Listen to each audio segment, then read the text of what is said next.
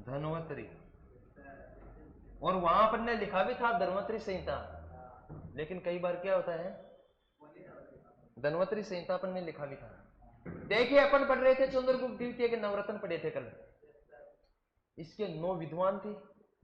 इसके समय में कितने विद्वान थे? 9। और सब विद्वान क्या करते थे? अलग अलग क्षेत्र में प्रसिद्धि प्राप्त थी। प्रसिद्धि जानते होगी? विख्यात। अलग अलग क्षेत्र में क्या थे वो? विख्यात थे। ख्याति प्राप्त करना। जैसे आप भी अच्छी पढ़ाई करोगे तो अलग अलग क्षेत्र में विख्यात हो जाओगे। क्या हो जाओगे? विख्यात किसी भी क्षेत्र में हो सकता है व्यक्ति। चिकित्सा, राजनीति, टेक्निकल, सेना, यूपीएससी, आरएस, किसी भी क्षेत्र में, किसी भी डिपार्टमेंट में अपना व्यक्तित्व विख्यात हो सकता है। और जहां तक है धरती पर हमने जन्म लिया कुछ अच्छे करने के लिए, तो जरूर विख्यात होना भी चाहिए। होना चाहिए या नहीं होना चाहिए? तो इसके विख्यात विद्वान थे।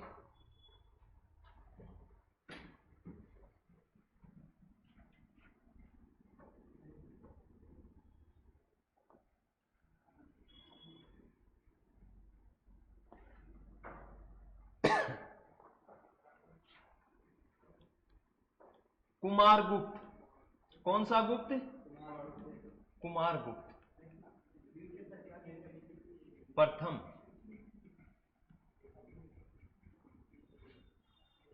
415 से 455 ईस्वी। एक तो आपके लिए अच्छा हो रहा है, इनका जो कार्यकाल आ रहा है वो 5 के टारगेट में आ रहा है। आ रहा है ना सभी का? याद करने में कुछ सहूलियत है। 375 से 415, 19 से 35, हाँ, और आगे 55 से 67 आ जाएगा लास्ट। देखिए कुमारगुप्त प्रथम उपाधि। आपको पता है कि उपाधि सब शासक धारण करते थे या नहीं करते थे? महेंद्र द्वितीय। कौन सा द्वितीय? महेंद्र द्वितीय। इसकी उपाधि कौन सी थी? महेंद्र द्वितीय। कुमारगुप्त के समय, कुमारगुप्त प्रथम के समय, कुमारगुप्त प्रथम के समय, कुमारगुप्त प्रथम के समय नालंदा विश्वविद्यालय,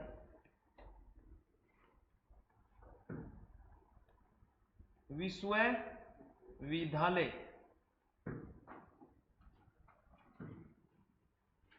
का गठन हुआ था।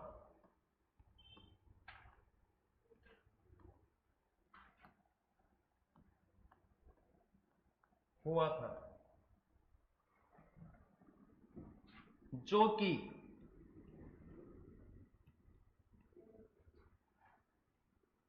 बौद्ध शिक्षा का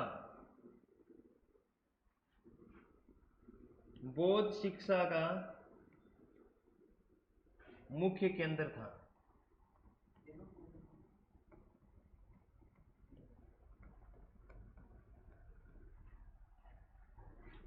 जिसे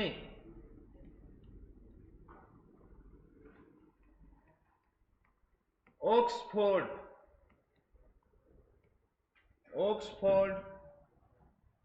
ऑफ महायान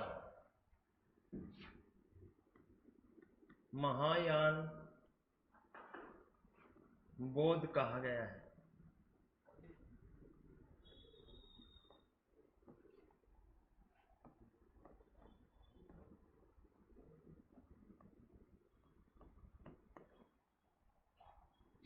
नोट,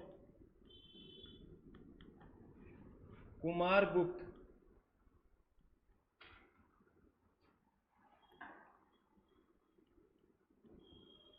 प्रथम के समय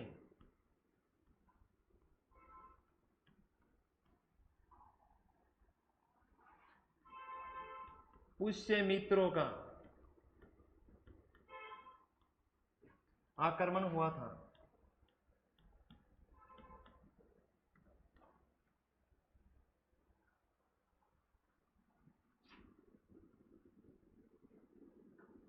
उससे मित्रों का आक्रमण हुआ था, जिससे राजकुमार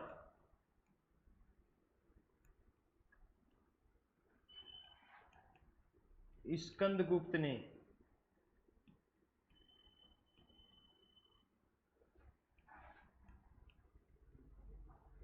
विफल कर दिया।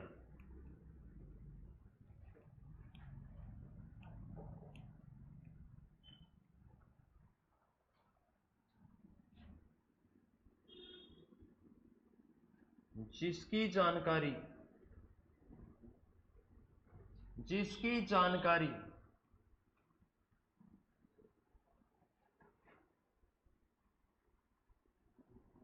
भीतरी अभिलेख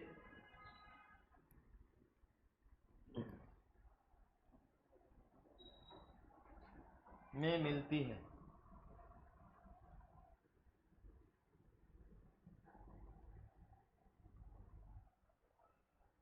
छाप दो।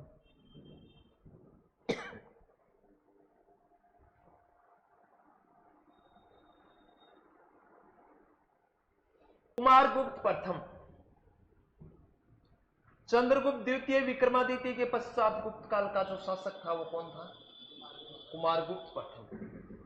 ये ध्यान रखना, प्रथम द्वितीय, तो ये कौन सा था? प्रथम था, कुमारगुप्त प्रथम। उसका काल कौन सा था? 415 से 455 ईस्वी। कुमारगुप्त प्रथम का काल था 415 से 455 ईस्वी। उपाधि राज तिलक, जब शासक का राज्याभिषेक होता था उस समय या उसके बाद में जो उपाधि पदवी धारण करते थे, अलग अलग करते थे, तो इसी के साथ कुमारगुप्त प्रथम ने कौन सी उपाधि धारण की थी? महेंद्रादित्य। कौन सी? महेंद्रा द्वितीय। महाराजा धीराज की उपाधि किसने धारण की? महाराजा धीराज।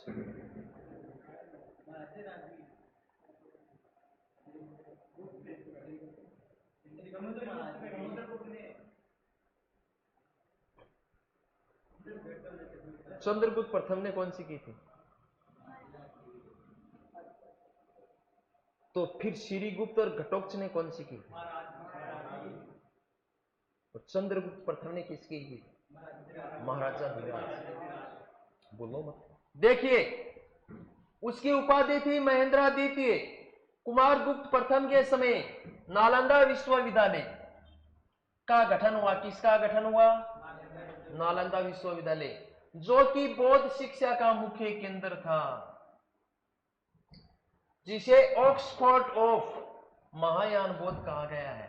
अब देखो ध्यान से सुनने की बात, पहले तो यह याद रखना है कि नालंदा विश्वविद्यालय का गठन किसके समय हुआ? कुमारगुप्त। और कुमारगुप्त कौन सा था? सरल सा क्वेश्चन है, कहीं भी कंफ्यूज होने की आवश्यकता नहीं है, डायरेक्ट सीधी लैंग्वेज में क्वेश्चन है कि नालंदा विश्वविद्यालय का गठन किसके समय में हुआ? और नालंदा कहां पे है? अरे हुआ। नालंदा विश्वविद्यालय का गठन किसके समय हुआ? कुमारगुप्त प्रथम के समय। किसके समय हुआ? कुमारगुप्त प्रथम। आगे देखिए क्या होता है। बौद्ध शिक्षा का केंद्र, गुप्त काल का वह स्थान जो बौद्ध शिक्षा का मुख्य स्थान था या मुख्य केंद्र था, नालंदा विश्वविद्यालय। विश्वविद्यालय मतलब यूनिवर्सिटी। वो तो बात है कि विश्वविद्यालय हिंदी में कर दो, यूनिवर्सिटी इंग्लिश में कर दो। विश्वविद्यालय मतलब वह कॉलेज, वह विश्वविद्यालय जिसके अधीन, अपने अधीन सारी कॉलेज उसके अधीन होती हैं। जैसे आपकी पंडित दीनदयाल उपाध्याय शेखावटी यूनिवर्सिटी है, तो सिक्कर चूरू झुंझुनू के अंदर जितनी भी जो कॉलेजें हैं, चाहे गवर्नमेंट हो चाहे प्राइवेट, सब किसके अधीन काम कर रही हैं? राजस्थान विश्वविद्यालय कहाँ है? जयपुर। शेखावाटी विश्वविद्यालय का गठन होने से पहले ये सब किसके अधीन आती थी? राजस्थान विश्वविद्यालय। सब में होते हैं वो तो।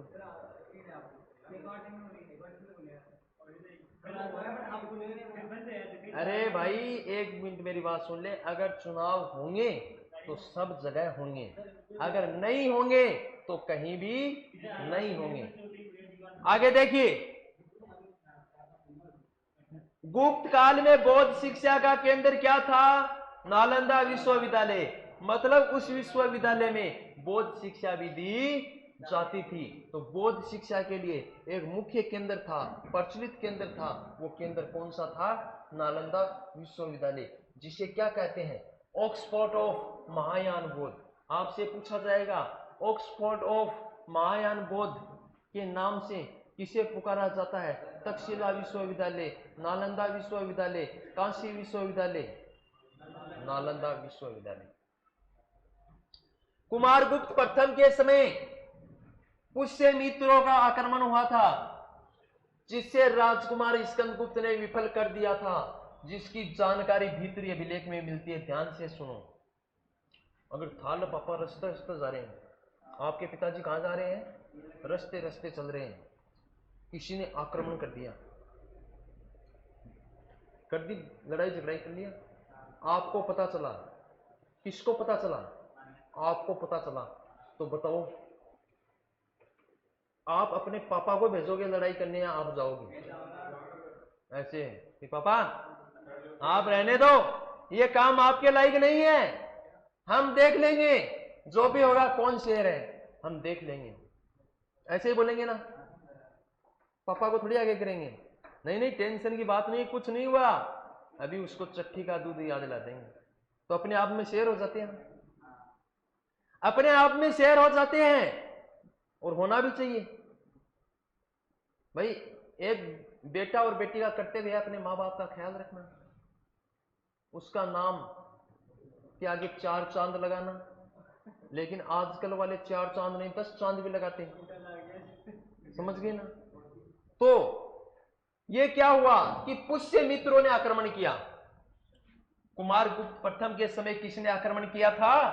पुष्य मित्रों ने। जैसे ही आक्रमण हुआ तो स्कंदगुप्त ने कहा, पिताजी डरने की बात नहीं है, आपको कहीं नहीं जाना है, मैं खुद सेना लेकर लड़ूंगा। और स्कंदगुप्त ने खुद लड़ाई लड़ी। किसके सामने? पुष्य मित्रों के सामने। और परिणाम क्या हुआ कि उसके आक्रमण को क्या कर दिया? विफल। विफल मतलब असफल। क्या उन्हें सफलता मिली क्या? जब एक बाप के पास बराबर के बेटे और बेटी खड़े हैं तो डरने की बात है क्या? है? लेकिन डरते हैं बेचारे आपके कारनामों से, डरने की बात है क्या? डरने की आवश्यकता नहीं है ना। लेकिन कुछ लोग ऐसे कारनामे करते हैं जिनसे वो डरते हैं। तो यहां पे क्या हुआ? कुमारगुप्त के समय में पुष्य मित्रों ने आक्रमण किया, लेकिन इस आक्रमण को राजकुमार, राजकुमार मतलब राजा का बेटा, और वो राजकुमार कौन था? स्कंदगुप्त। और इसी स्कंदगुप्त ने पुष्य मित्रों के आक्रमण को विफल कर दिया, मतलब उसके प्लान को चौपट कर दिया। इसके प्लान को चौपट किया, उसके प्लान को असफल किया। उसकी जानकारी आपको कहां मिलेगी? भीतरी अभिलेख में। कौन से अभिलेख में मिलेगी? भीतरी अभिलेख में। समझ में आया? आगे बढ़े।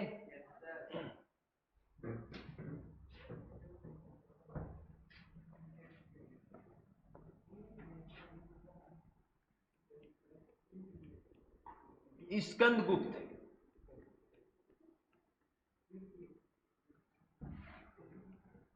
455 से 467। हाँ, इतना याद करना है। कुमारगुप्त में आपको यह याद रखना है कि नालंदा विश्वविद्यालय का गठन किसके समय हुआ था? बौद्ध शिक्षा का मुख्य केंद्र कौन सा था? इसीलिए नालंदा को क्या कहते थे? ऑक्सफोर्ड ऑफ महायान बौद्ध। कुमारगुप्त प्रथम के समय किसने आक्रमण किया था? पुष्य मित्रों ने। आक्रमण को विफल किसने किया? स्कंदगुप्त ने। इसकी जानकारी कहां मिलती है? भीतरी अभिलेख में। कोई दिक्कत? क्यों? और लूसेंट कहां से लाया?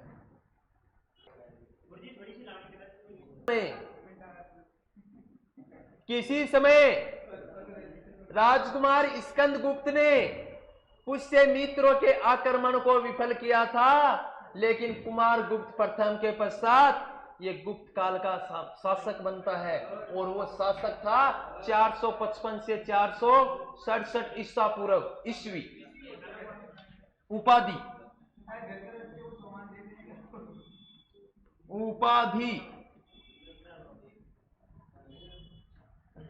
कर्मादित्य,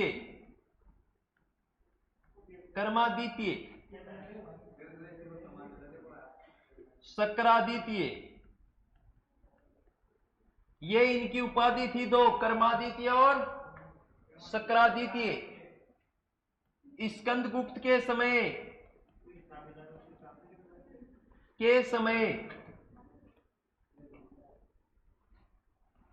सौराष्ट्र प्रांत के राज्यपाल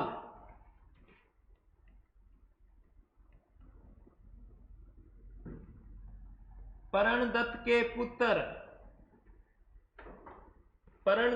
पुत्र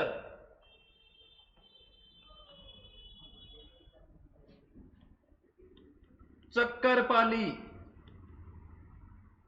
ने सुदर्शन झील पर स्थित बांध का पुनर्निर्माण करवाया था।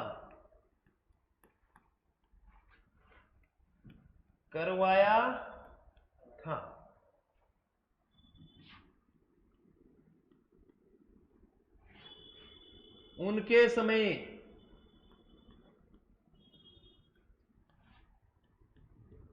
हूणों का आक्रमण हुआ था,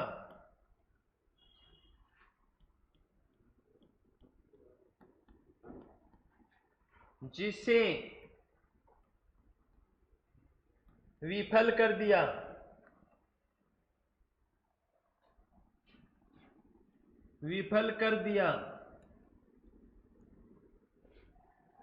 उसकी जानकारी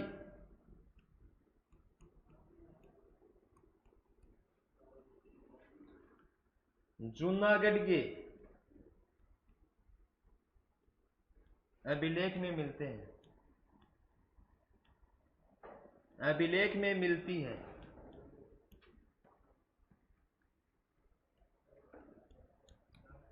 शब्द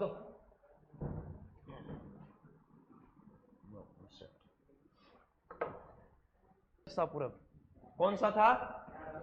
455 से 467। कोई दिक्कत? आगे बढ़े। उपाधि कर्मादित्य, शक्रादित्य। कर्मादित्य और शक्रादित्य की उपाधि किसकी थी? स्कंदगुप्त की। स्कंदगुप्त के समय सौराष्ट्र प्रांत के राज्यपाल प्रणदत्त के पुत्र चक्करपाली ने सुदर्शन झील पर स्थित बांध का पुनर्निर्माण करवाया था। किसका पुनर्निर्माण करवाया था? बांध का पुनर्निर्माण करवाया था।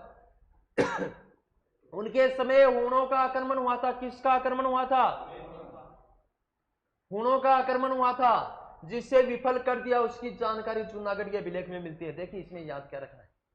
इसका कार्यकाल कितना था? 55 से 67। उपाधि कर्मादित्य और शक्रादित्य। स्कंदगुप्त के समय आपको याद रखना है कि सौराष्ट्र में स्थित, अरे वाह, सौराष्ट्र गुजरात में और जूनागढ़ कहां है?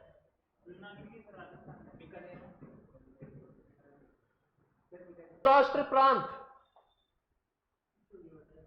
में स्थित सुदर्शन झील, और सुदर्शन झील पर जो बांध है, उस बांध का पुनर्निर्माण किसने करवाया? चक्करपाली ने। किसने करवाया?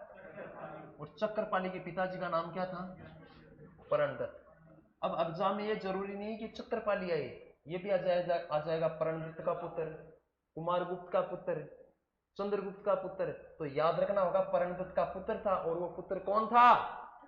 चक्रपाली, जिसने सुदर्शन झील पर स्थित बांध मतलब डैम, उसका पुनर्निर्माण करवाया था। किसके समय में पुनर्निर्माण हुआ था? स्कंदगुप्त के। किसके समय में हुआ था? स्कंदगुप्त के। उनके समय हुणों का आक्रमण हुआ था। हुण जाति थी एक, उन्होंने आक्रमण किया। तो स्कंदगुप्त आपको पता है एकदम वीर योद्धा था, तो बाप का टाइम में भी निपट लियो और खुद का टाइम में भी चिपका दियो काम। और उसने भी उस आक्रमण को क्या कर दिया? विफल कर दिया। कि हुणों के आक्रमण को क्या कर दिया? विफल कर दिया। उसकी जानकारी कहां मिलती है? आप लोग मेरे से चैलेंज करोगे कि सर उसने विफल नहीं किया, आपके पास प्रमाण क्या है? तब मैं आपको बोलता हूं जूनागढ़ का अभिलेख देख लो जाकर, कहां मिलता है। इसकी जानकारी कहां मिलती है? जूनागढ़ के अभिलेख में।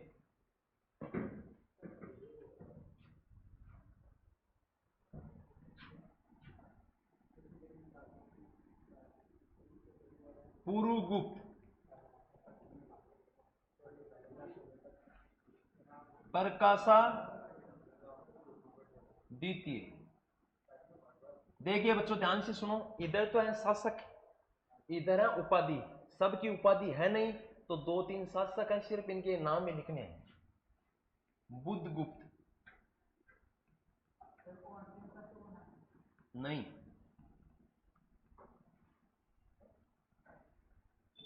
नरसिंह गुप्त,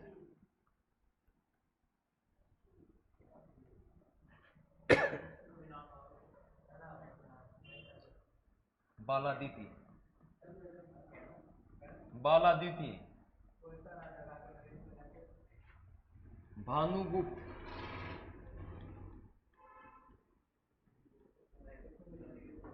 विष्णुगुप्त,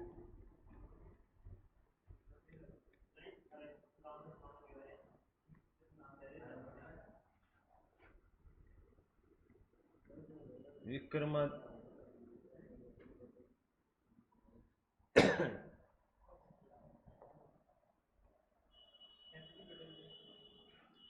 अंतिम शासक,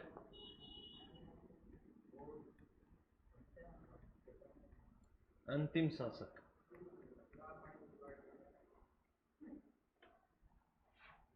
नोट, भानुगुप्त के समय सेनापति गोपचंद की मृत्यु के समय उनकी पत्नी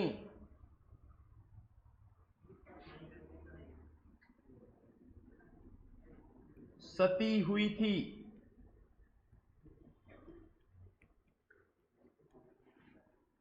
जिसकी जानकारी का स्रोत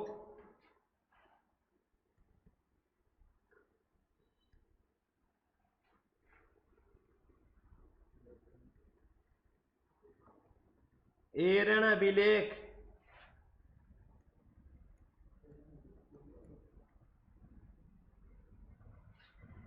मध्य प्रदेश कहां पे है?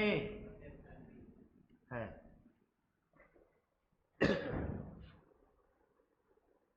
हाँ अंकल जी, आदित्य की उपाधि है और ये भी उपाधि है। क्या है? ये दोनों उपाधि है। ये छाप दिया क्या आप लोगों ने? अब ध्यान से सुनना है। क्या सुनना है? ध्यान से, गौर से, बहुत किफायती चीज आएगी निकल के। सुना दूं? सुनो तो, सुना दूं? सुनो, देखिए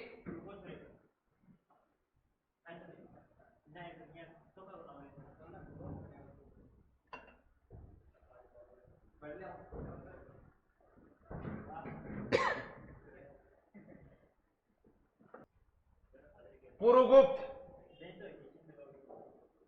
देखिए इतिहास में प्रचलित नहीं है, आपके एग्जामों में नीचे पूछेगा भी नहीं, आपसे पूछेगा तो आपसे यही पूछेगा कि गुप्त साम्राज्य का अंतिम शासक कौन था।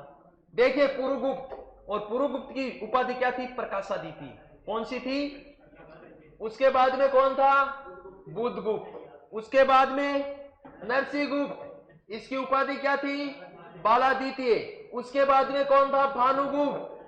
उसके बाद में विष्णुगुप्त। वेरी वेरी इंपॉर्टेंट, आपसे यह पूछा जा सकता है कि गुप्त वंश का अंतिम शासक कौन था? विष्णुगुप्त। इतना ही पूछेगा कि गुप्त वंश का अंतिम शासक कौन था? विष्णुगुप्त। गुप्त वंश की स्थापना किसने की थी? गुप्त वंश की वास्तविक रूप से स्थापना किसने की थी? पक्का सफल हो जाएगा। नोट,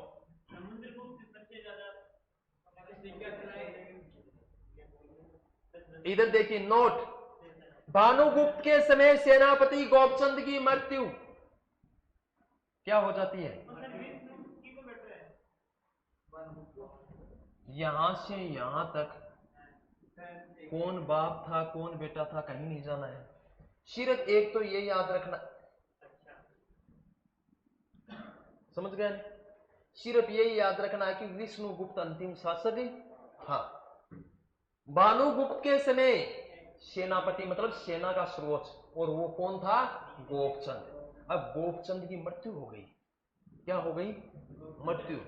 तो उसकी रानी थी, वो पत्नी, रानी उसकी पत्नी थी, वो वियोग में व्याकुल हो गई और इसी दुख की घड़ी को सहन नहीं कर पाई और अपने पति की जलती हुई चिता में कूद गई और क्या हो गई? सती हो गई।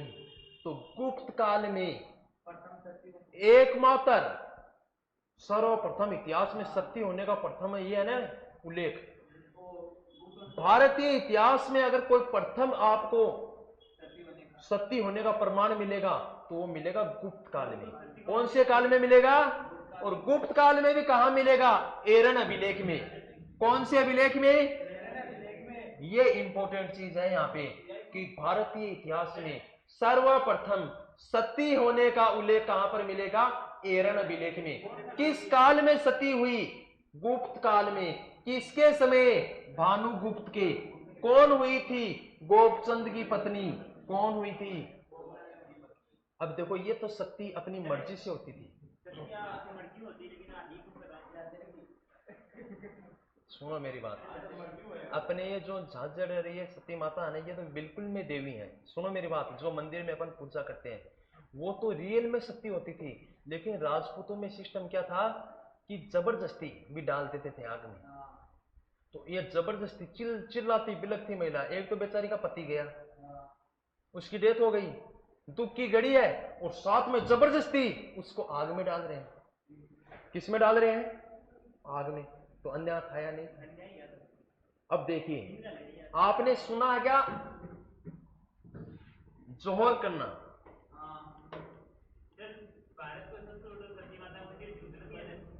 हाँ, विश्व का, भारत का नहीं, विश्व का। देखो जोर साका का नाम सुना है क्या? जोहर। ये क्या होता है पता है क्या? कि राजपूत जब युद्ध लड़ते थे और युद्ध लड़ते थे तो वो केसरिया रंग का रुमाल धारण करते थे, पगड़ी।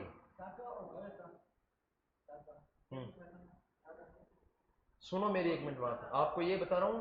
तो केसरिया रंग की पगड़ी धारण करते थे। केसरिया रंग की पगड़ी का मतलब होता था वो अपनी पत्नी को संकेत देते थे कि मैं युद्ध भूमि में जा रहा हूं, चाहे मैं जिंदा आऊं या ना आऊं, आपको टेंशन लेने की आवश्यकता नहीं है। हम अपनी मातृभूमि की रक्षा के लिए जा रहे हैं, युद्ध भूमि में अपने प्राण भी चले जाएं तो आपको कहीं फिक्र करने की आवश्यकता नहीं है। तो वो तो मर मिटने के लिए जाते थे केसरिया रंग, और जब पुरुष केसरिया रंग धारण करते थे और वो युद्ध लड़ते वीर गति को प्राप्त हो जाती थी, तब उसकी जो पत्नी होती थी वो जलती हुई आग में कूदकर अपने प्राण देती थी। उसे कहते हैं जोहर। क्या कहते हैं? जोहर।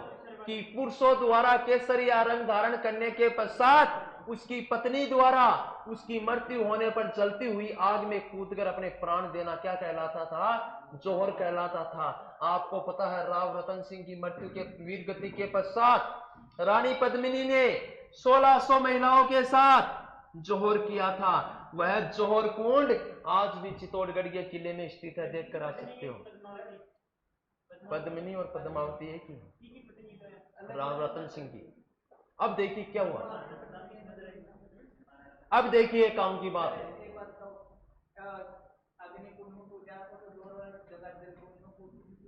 जल जोर रंग देवी ने किया था ना, रणथंभौर वाले ने। अब देखिए, आपने सुना है 1 साका 2 साका जोर, लेकिन आपने सुना है कि 2.5 साका का संबंध किस किले से है? 2.5 साका या जोहर, इसका संबंध है जैसलमेर के दुर्ग से। अब देखो वहां पर युद्ध हुआ तो 1 साका हो गया, फिर थोड़े दिन बाद में दूसरे लोगों ने आक्रमण किया तो दूसरी बार साका हो गया। अब हुआ क्या, लूणकरण भाटी ने तो पगड़ी धारण कर ली पीला रंग, अपनी पत्नी को कहा, देख रानी साहिबा, हम अपनी मातृभूमि के लिए लड़ने जा रहे हैं, केसरिया रंग धारण कर लिया है।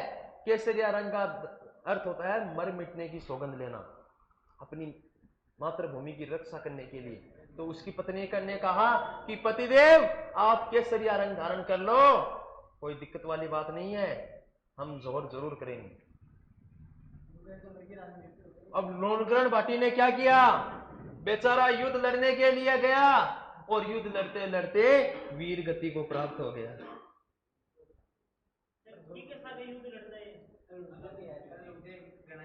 बहुत सशक्त है, राजस्थान का इतिहास पढ़ाएंगे तब देख लेना। नहीं, मुगल मागल नहीं थे, आपस में जैसे चौहान है, मेवाड़ है, राजपूत है। अब देखिए वीर गति को प्राप्त हो गया, रानी को पता चला कि वो पगड़ी धारण करके गया था, वीर गति को प्राप्त हो गया। बोले गए तो रान कटी, अपने को तो नहीं मरना है, अपने को तो नहीं मरना है। क्यों नहीं मरना है? अरे और बहुत राजा है इस धरती पे, फिर से शादी कर लेंगे। तो मतलब केसरिया तो धारण हो गया लेकिन जोहर नहीं हुआ, इसीलिए उसे क्या कहते हैं, अर्ध शाखा। आधा काम ही हुआ ना, पूरा नहीं हुआ, इसीलिए जैसलमेर का संबंध है 2.5 शाखा से। लूणकरण भाटी, उसका मेरे माइंड में नहीं। लूणकरण भाटी तो देखिए चालाकी कर गई नहीं, तो इसीलिए महिलाओं पर कभी भी विश्वास नहीं करना चाहिए, कर गई नहीं चालाकी। अब देखिए जो महिला रियल में जोर करती थी वो क्यों करती थी? रियल में वो इसलिए करती थी कि उसके पति की मृत्यु हो जाती थी, तो वो अपनी इज्जत बचाने के लिए, कि उन महिलाओं की इज्जत लूट कर ले जाते थे, या तो जिसका अधिकार हो जाता किले पर वो जबरदस्ती अपने साथ शादी कर लेता था। तो वो अपनी इज्जत बचाने के लिए जोहर करती थी। और वहां पर क्या हुआ, बोले नहीं हमारे को इज्जत कुछ नहीं चाहिए, मेरे से नहीं मरा जाएगा। तो देखिए भारतीय इतिहास में सर्वप्रथम सती होने का प्रमाण किस काल में मिला? गुप्त काल का। कौन से अभिलेख में? एरन अभिलेख। एरन अभिलेख कहां से मिला? मध्य प्रदेश से। किसके समय में सती हुई थी? भानुगुप्त। सेनापति गोपचंद की मृत्यु के पश्चात उसकी पत्नी द्वारा सती होने का प्रमाण मिलता है। हैं?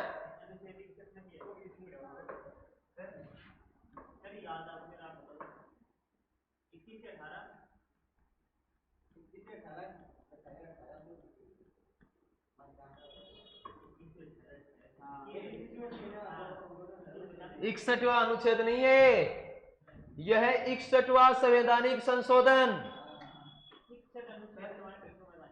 उपराष्ट्रपति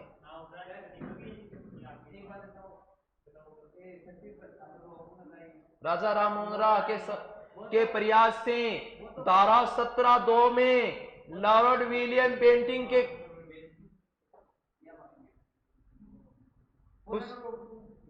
खुश 1829 में धारा 17(2। लेकिन अब मेरी बात सुन लो, ये सब चैप्टर पढ़ाऊंगा आपको, मैं आपका ख्याल जानता हूं, मेरी बात सुनो। आप पूछोगे वो सारे उत्तर दूंगा, आपने एक पूछा नहीं, मैंने आपको चार्ट दे दिया, धारा 17(2). 1829 में विलियम बेंटिंक ने राजा राम मोहन राय के प्रयास से 1829 में कितने बता दिए। लेकिन मैं बोल रहा हूं कि सारे चैप्टर आपके साथ आएंगे, समय का दुरुपयोग मत करो। देखिए एक अपनी छोटी सी मिस प्रिंट हुई थी, 2 लाइन छूट गई थी उस कुमारगुप्त की, वो मैं बोल रहा हूं आप लिखो। थोड़ी जगह तो मिल जाएगी नहीं, कुमारगुप्त के आजू बाजू में कहीं थोड़ी जगह मिल जाएगी क्या?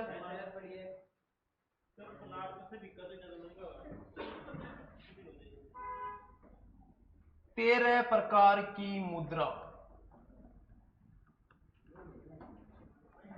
चलाई। देखिए तो नीचे लगा के निकलो नोट कुमारगुप्त के समय में। इतने नोट्स बनाने सीख ही गए। और आपको एक बात बताऊं, अगर फिर नोटबुक में नोट्स बना रहे हो तो एक चैप्टर कंप्लीट होने के पश्चात आपको एक साइड का पेज खाली छोड़ना चाहिए। क्यों छोड़ना चाहिए?